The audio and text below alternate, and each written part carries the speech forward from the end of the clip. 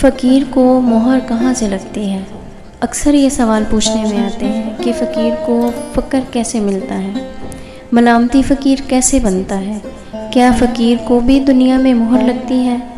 اگر لگتی ہے تو کہاں سے؟ کیا فقر چھینا بھی جا سکتا ہے؟ تو آئیں ہم ان سارے سوالوں کا جواب ڈھونڈتے ہیں۔ جہاں تک فقر کی بات ہے تو اس معاملے میں ایک بات لازمی سمجھ لیں کہ فقر صرف اللہ تعالیٰ کی خاص عطا ہے اور وہ جسے چاہے اسے نواز دے۔ ایسا خوش نصیب کروڑوں میں سے کوئی ایک ہوتا ہے اور رنگ و نسل، مذہب و ملت کی قید سے آزاد ہوتا ہے۔ مزاج کی سختی اس کی ذات کا لازمی جز ہوتا ہے، وہ نہ تو معافی مانگتا ہے اور نہ ہی معافی دیتا ہے۔ فقیر کسی کے لیے دعا بھی نہیں کرتا، یا تو دو ٹوک ہاں کرتا ہے یا پھر بات گول مٹول کرتا ہے۔ فقیر کسی کا بھی سگا نہیں ہوتا، حتیٰ کہ اپنی اولاد کا بھی نہیں۔ اپنی دھن میں مست رہتا ہے، زیادہ تر وقت تنہائی میں گزارتا ہے یا اپنے ہم مشرف لوگوں میں۔ فقیر پیدائشی فقیر ہوتا ہے، بچپن سے ہی وہ مشاہدات کرتا ہوا بلوغت کو پہنچتا ہے اور پھر جوانی اور باقی کی زندگی۔ انہی مشاہدات کی بنا پر اس کو حق الیقین کی دولت سے نوازا جاتا ہے اور یوں وہ مزید سے مزید قرب خداوندی میں چلا جاتا ہے۔ انتہائی درجے کے مشاہدات میں ذات باری تعالیٰ سے گفتگو، کریم آقا صلی اللہ علیہ وآلہ وسلم، مولا کائنات علی علیہ السلام اور حسنین کریمین علیہ السلام کا کھلی آنکھوں سے دیدار شامل ہے۔ اسی دوران اس کی زندگی میں کوئی نہ کوئی اکمل رہبر آ جاتا ہے جو اس کو سرکاری سبق اسم الہی کی تعلیم دیتا ہے اور اسی اسم الہی پر اس کا قلب جاری کرواتا ہے۔ جب فقیر کا قلب جاری ہو جاتا ہے تو پھر ذات اس کے نام یا اس کی صفت کی تجلیات کا اس کو مشاہدہ کروایا جاتا ہے۔ نتیجتاً فقیر اس اسم الہی کے پرتوں کا ہمیشہ کے لیے حامل ہو جاتا ہے اور یہی اسم الہی اس کے لیے اسم اعظم بن جاتا ہے۔ وہ حامل اسم اعظم جب فقیر صاحب کن کی صاحب امر یعنی صاحب نظر، صاحب خبر، صاحب لوح، مختصر یہ کہ صاحب کمال ہو جاتا ہے۔ مگر میری اس بات سے قطعاً یہ مراد نہیں کہ فقر نبوت سے افضل ہے۔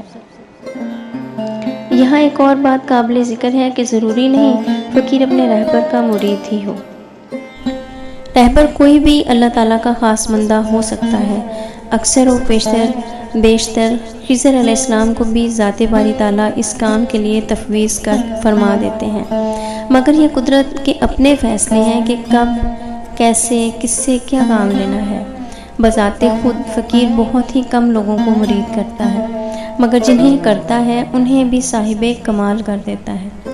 جہاں تک ملامتی فقیر کا تعلق ہے تو یہ فقر کا وہ گروہ ہے جو نیکی بدی کی حدود سے نکل جاتا ہے، بظاہر غیر شرعی کام کرتا نظر آتا ہے تاکہ لوگ اس سے دور رہیں، مگر ان کا ہر فعل کسی نہ کسی مصلحت کی بنا پر ہوتا ہے جسے عام آدمی سمجھنے سے قاصر ہوتا ہے۔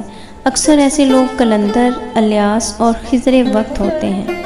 مزار اقبال کے گرد و نواح میں لازمی آپ ایک ملامتی فقیر دیکھیں گے، اکثر و بیشتر ایک قلندر۔ اس طرح داتا حضور کے مزار کے باہر بھی ایک قلندر ہوتا ہے۔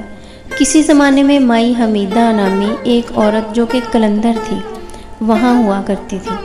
ملامتی فقیر کو کسی ملامتی فقیر سے ملامت کی گتھی لینی پڑتی ہے، تب جا کر وہ ملامت کی تہ اور انتہا تک پہنچتا ہے، اور ضروری نہیں کہ یہ گتھی اس کو ظاہر میں ہی ملے، یہ باطن میں بھی مل سکتی ہے۔